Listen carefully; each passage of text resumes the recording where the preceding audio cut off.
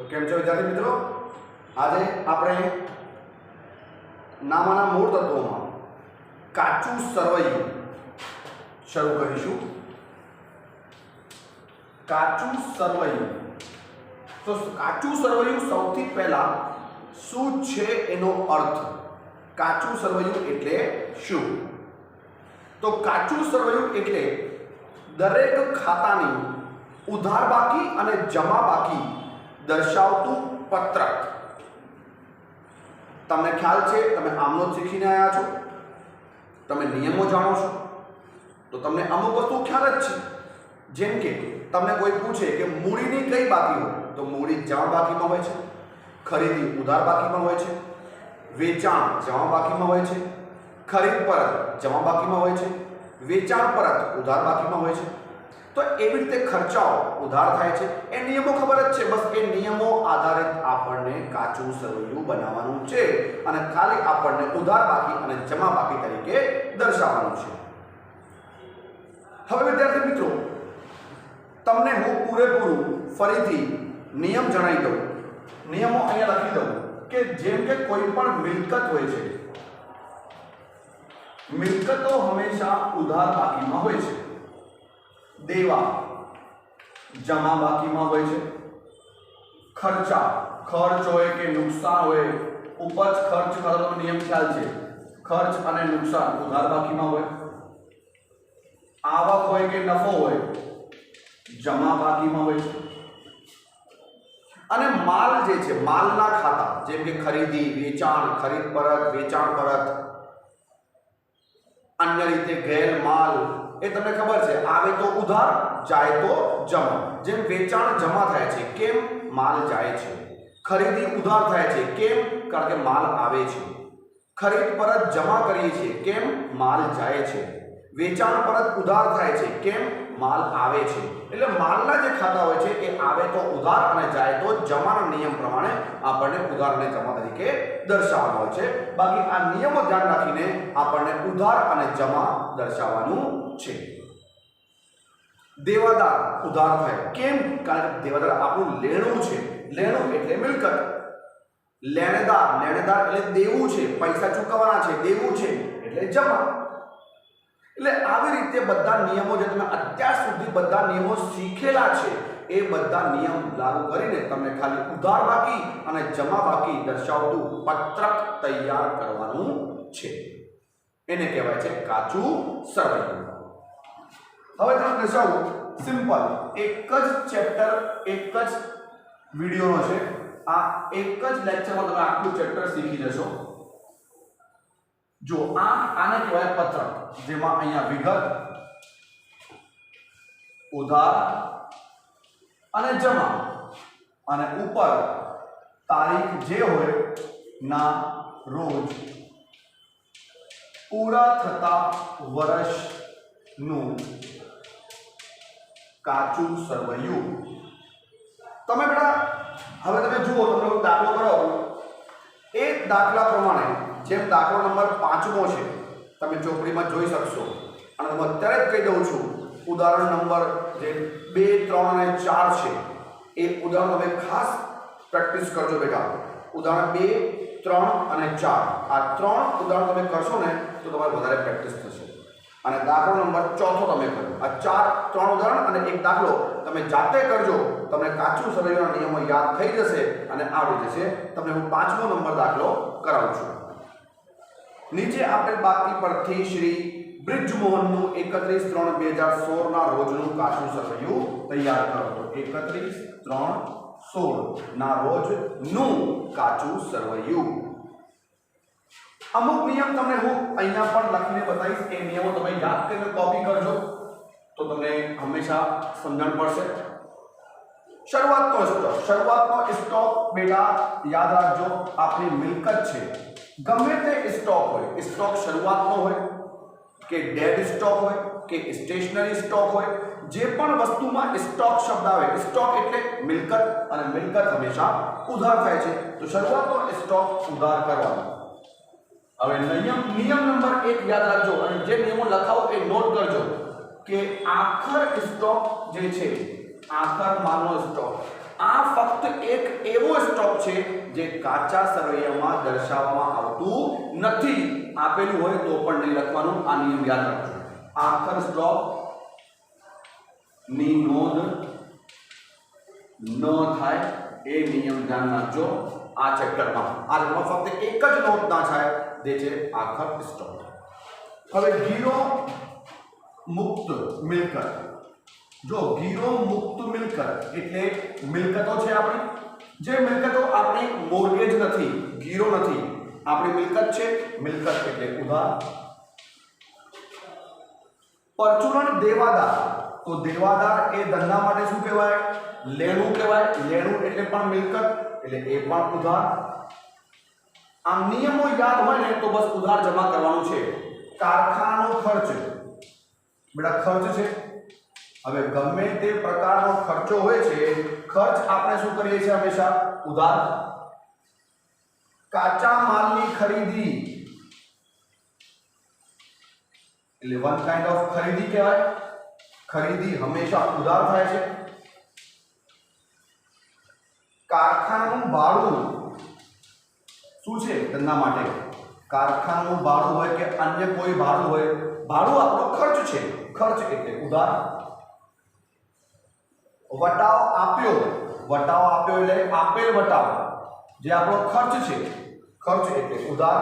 જો આવક હોય તો જમા કરવાનું, જે મળેલ વટાવ હોય તો જમામાં લખવાનું. ભાડું મળ્યું આમ લખેલું હોય તો આવક છે એટલે જમામાં લખવાનું. એના પછી છે લેણદાર. હવે લેણદાર તમારું નામ શું છે? દેવું છે બેટા. તો લેણદાર એટલે દેવું છે, એટલે એ આપણે જમા બાજુ દર્શાવીશું. ગાલખાદ અનામત. હવે જે વસ્તુ નવી આવશે ને એ તમને હું નિયમ લખીને સમજાવી દઈશ. ગમે તે પ્રકારની, નિયમ નંબર 2, અનામતો. ગમે તે અનામત હોય એ હંમેશા જમા બાકીમાં લખવાની. ગાલખાદ અનામત, સામાન્ય અનામત. જો અનામત આવે એટલે જમા બાજુ તમારે લખવાની છે. બરાબર? ગાલખાદ અનામત એટલે જમા. હંમેશા અનામતો જમા. અમુક શબ્દો એવા છે જે થોડા નવા લાગશે, કારણ કે એ રેગ્યુલર પ્રેક્ટિસમાં આગળ આવ્યા નથી, એટલા માટે એ યાદ રાખો. કમિશન ચૂકવ્યું. હવે કમિશન ચૂકવ્યું, ચૂકવ્યું એટલે ખર્ચ છે. ખર્ચ એટલે ઉધાર. ઓફિસ ખર્ચ, ખર્ચો છે એટલે ઉધાર. બેંક શિલક. બેંક શિલક શું છે બેટા? બેંક શિલક આપણી મિલકત છે. રોકડ શિલક અને બેંક શિલક એ આપણી મિલકત છે.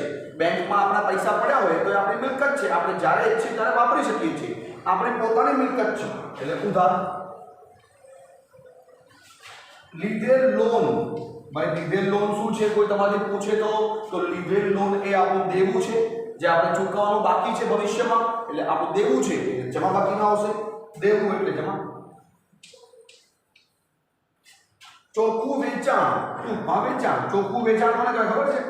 આપણે જે માલ વેચ્યો હોય એમાંથી અમુક માલ પરત આવ્યો હોય તો એ બાદ કરીને જે વેચાણ બચી એને કહેવાય ચોખ્ખું વેચાણ. ચોખ્ખું વેચાણ, વેચાણ આપણે જમા બાકીમાં આવે.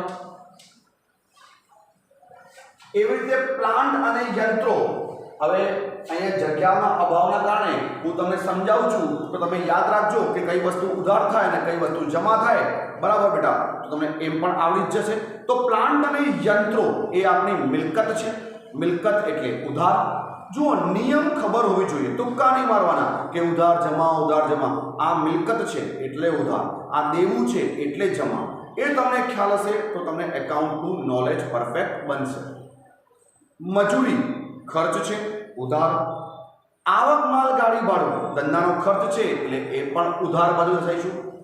રોયલ્ટી એટલે વન કાઇન્ડ ઓફ કમિશન, એ પણ ધંધાનો ખર્ચ છે, એ ઉધાર. જાવક માલ ગાડી ભાડું. હવે આવક માલ ગાડી ભાડું હોય કે જાવક માલ ગાડી ભાડું હોય, છે ધંધાનો ખર્ચો. ખર્ચ એટલે ઉધાર બાકી. વટાવ મળ્યો. હવે આ આપણી આવક છે, આવક એટલે જમા બાકી. વીમો, વીમા પ્રીમિયમ જે આપણે ભરીએ છીએ, ચૂકવીએ છીએ વીમા કંપનીને, એટલે ખર્ચો છે એટલે ઉધાર. કમિશન મળ્યું, આવક છે, જમા.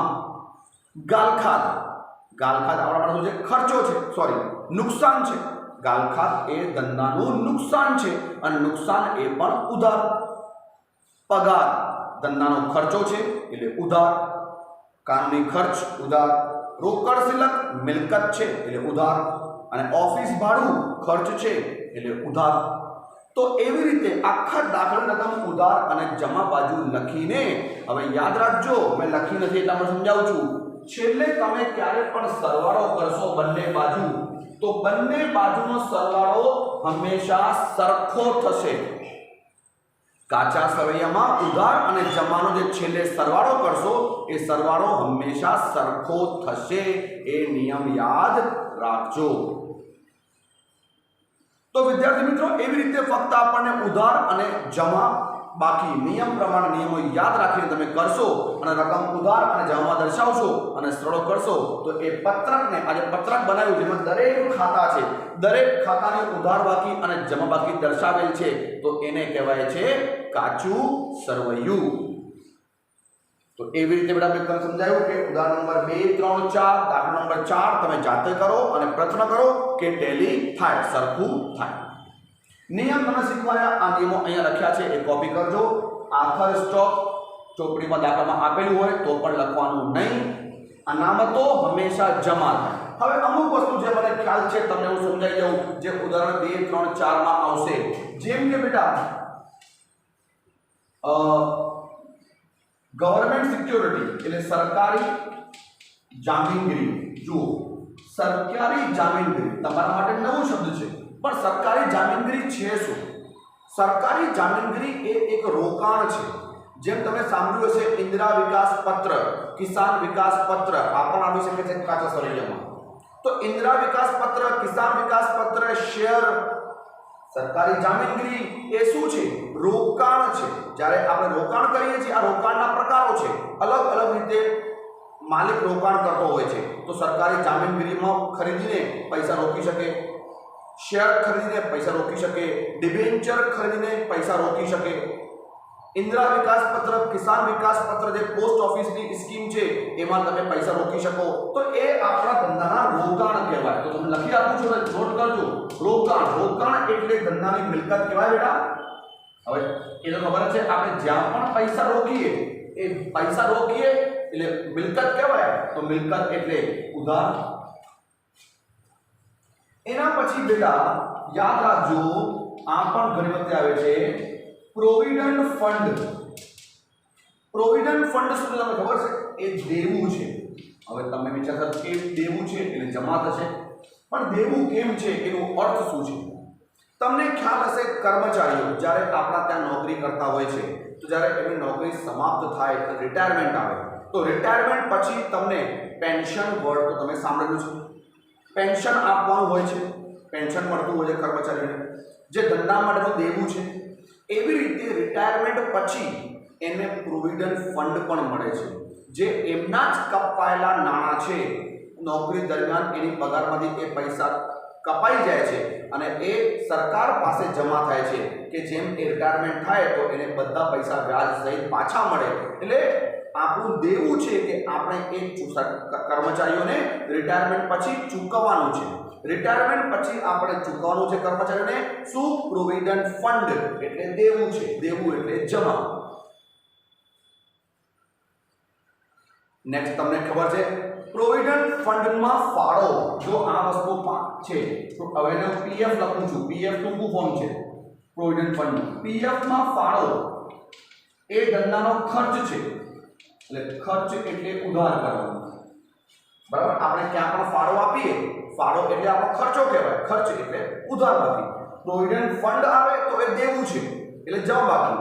પ્રોવિડન્ટ ફંડમાં ફાળો આવે એટલે ખર્ચ છે એટલે ઉધાર બાકી. એના પછી હજુ આવે છે પ્રોવિડન્ટ ફંડના રોકાણો. હવે જો પ્રોવિડન્ટ ફંડના રોકાણો, તો રોકાણો એટલે મિલકત કહેવાય, રોકાણો એટલે મિલકત કહેવાય એટલે ઉધાર. અને ચોથું પણ આવે છે પ્રોવિડન્ટ ફંડના રોકાણોનું વ્યાજ, એ આપણું દેવું છે એટલે જમા. દેવું એટલે જમા. પ્રોવિડન્ટ ફંડના રોકાણોનું વ્યાજ એ દેવું છે. કેમ? પ્રોવિડન્ટ ફંડ કર્મચારીઓને આપવાનું છે ભવિષ્યમાં. પ્રોવિડન્ટ ફંડ આપણા માટે દેવું છે. તો જ્યારે આપણે કર્મચારીને પ્રોવિડન્ટ ફંડ ચૂકવીશું તો એના વ્યાજ સાથે ચૂકવીશું, એટલે એ આપણું દેવું છે, એટલે એ પણ જમા થશે. તો આ 4 વસ્તુ પ્રોવિડન્ટ ફંડની બેટા એક્ઝામમાં ઘણી વખતે આવે છે. તો એવી રીતે ઉધાર શું થાય, જમા શું થાય, એ બધું ખાસ તમે ધ્યાન રાખજો અને આવી રીતે પત્રક તૈયાર કરજો. ચેપ્ટરમાં વધારે કંઈ નથી, આટલું જ ચેપ્ટર તમે ધ્યાનથી સમજ્યું હોય, સાંભળ્યું હોય તો તમને ચેપ્ટરમાં 100% બધી વસ્તુ ખ્યાલ આવી ગઈ હશે. તો જે ઉદાહરણ મેં કીધા એ તમે જાતે સોલ્વ કરજો. Thank you very much. God bless you.